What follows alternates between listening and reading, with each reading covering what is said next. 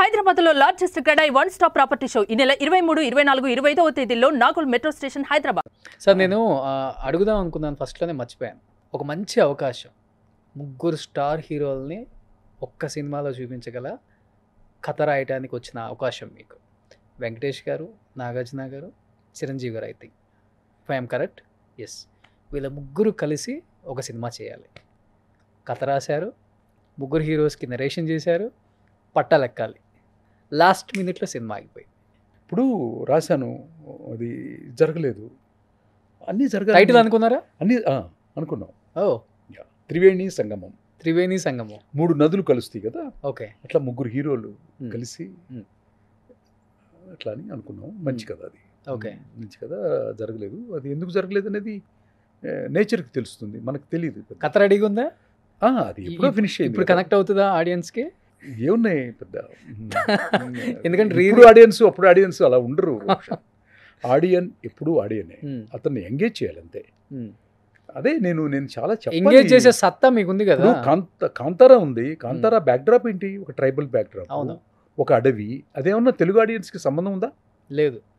సంబంధం ఉందా? లేదు కదా. వరాహ అవతారం ఏమైనా సంబంధం ఉందా మనకి? లేదు. దైవంగా భావిస్తారు. మన ఊళ్ళో ఎవరైనా దైవంగా భావిస్తామా? తెలియదు. లేదు. తెలియదు. ఒక కొత్త స్టోరీ కాబట్టి కరెక్ట్ అయ్యారు. వాళ్ళ సంస్కృతి తెలీదు. వాళ్ళు ఎవరు తెలియకుండా చూసాం కదా. మీరు ఎంగేజ్ చేయాలి ప్రేక్షకుడిని. మీరు ఎంగేజ్ చేయటం మాత్రమే మీకు సినిమా వాళ్ళకి విద్యుక్త ధర్మం. కమింగ్ డేస్లో ఉన్న ప్రతి జనరేషన్ 2.5 hours మీరు ఎంగేజ్ చేయాలి. ఓకే, అంతే. వాళ్ళని ఎంగేజ్ చేయాలి, ఆత్మతో చేయాలి. ఆ ఆత్మ ఆవిష్కరణ కాంతారాలో లాగా, పుష్పాలో లాగా, KGF 1 and 2లో లాగా, ఇంకా అర్జున్ రెడ్డి అండ్ యానిమల్లో లాగా, ఏంటి రాజమౌళి గారు చేసినటువంటి ప్రతి సినిమాలో లాగా, నేను చెప్పిన పేర్లన్నీ కుంగర సుధా గారు చేసే దీంట్లో లాగా ఆత్మని ఆవిష్కరణం చేసే కథలే రాయండి. వాటికి తిరుగుండదు, వాటికి మరణం ఉండదు, వాటికి సమయం ఉండదు. కాలము ఎక్స్పైర్ చేయలేదు దాన్ని. అవునవును. శంకరాభరణం. అవును. ఇట్లా ఇప్పుడు కొంచెం మార్పులు చేర్పులు చేస్తే త్రివేణి సంగమం ఇప్పుడు తెరకెక్కిస్తే నాకు పెద్ద సూపర్ డూపర్ హిట్ కొట్టొచ్చా? అది గుర్తులేదు. బట్ గుర్తులేదు. ఇక్కడ ఉండుంటుంది ఇంట్లో కథ ఉంది, కథ ఉన్నది కానీ బట్ నాకు అంత బాగా ఎమోషన్స్ అన్నీ నాకు అవుట్లైన్గా గుర్తుంది కానీ టోటల్ లేయర్స్లో గుర్తులేదు. లేయర్స్లోకి వెళ్ళి రాస్తాం కదా, బాటమ్ ఆఫ్ ది లేయర్ రాస్తాం అనమాట. సోల్ ఎప్పుడు బాటమ్ ఆఫ్ ది లేయర్లో ఉంటుంది. First layer, second layer, third layer, 4 layers ఉంటాయి స్క్రిప్ట్లో. ఈ 4 layers-లో 4th లేయర్లో ఉంటుందన్నమాట చెప్పాలనుకున్న మ్యాటర్. అంతర్లీనంగా ప్రవహిస్తూ ఉంటుందన్నమాట. అవన్నీ సైంటిఫిక్ వర్డ్స్, అవన్నీ టెక్నికల్ వర్డ్స్. మీరే అన్నారు కదా 12 years అయిపోయింది నేను స్క్రీన్కి దూరంగా ఉండి అని. ఈ 12 yearsలో జీవితాన్ని బాగా వడగట్టేశారు. అది మీ పాయింట్ ఆఫ్ బాగా. అది మీలో మార్పు కావచ్చు, లేకపోతే అది ఏంటో చెప్పలేము, ఏదో ఒక డివైన్ పవర్ అనుకోవచ్చు. సో ఏదో ఒకటైతే దాగి ఉంది. అది ఆ దాగి ఉన్న దాన్ని డెఫినెట్గా ప్రేక్షకులకు కూడా మనం ఆ మెసేజ్ రూపంలో తెలియజేద్దాం అనేది ఒక చిన్న ప్రయత్నం నాది కూడా. డెఫినెట్గా మనం మళ్ళీ కలవాలి సార్ పార్ట్ 2లో. తప్పకుండా. సో లాస్ట్ అండ్ ఫైనల్గా ఏం చెప్పాలనుకుంటున్నారు? మిమ్మల్ని ప్రేమించిన ఎంతోమంది ప్రేక్షకులు ఉన్నారు. ఇంద్రా ప్రేక్షకులు, ఇంద్రాని ప్రేమించిన వాళ్ళు, నరసింహానాయుని ప్రేమించిన వాళ్ళు, నరసింహాన్ని ప్రేమించిన వాళ్ళు, బద్రీనాథ్. నేను కాశీలో ఉంటాను కాబట్టి కాశీలో ఘాట్ దగ్గర క్షేమేశ్వర్ ఘాట్లో ఉంటాను నేను ఎక్కువ. క్షేమేశ్వర్ ఘాట్ దగ్గర ఉన్నప్పుడు కొన్ని 100 మంది రోజు వస్తుంటారు ఆంధ్ర నుంచి.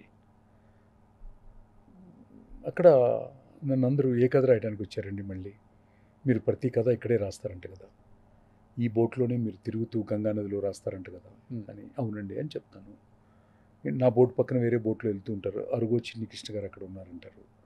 సో నాకు కాశీకి, ఆ గంగమ్మ తల్లికి అనుబంధంతో నన్ను కాశీలో చూసిన ప్రతి ఒక్కళ్ళు కథ రాస్తానికే వచ్చారనుకుంటారు. కథలే రాస్తాను కాబట్టి నేను అందరికీ ఏం చెప్తానంటే,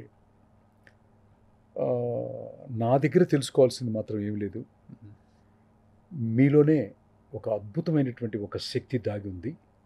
దాన్ని సైంటిఫిక్గా మార్చుకోవడానికి కొత్తగా వచ్చేవాళ్ళు మాత్రం ఒక గురువును మాత్రం ఎన్నుకోండి.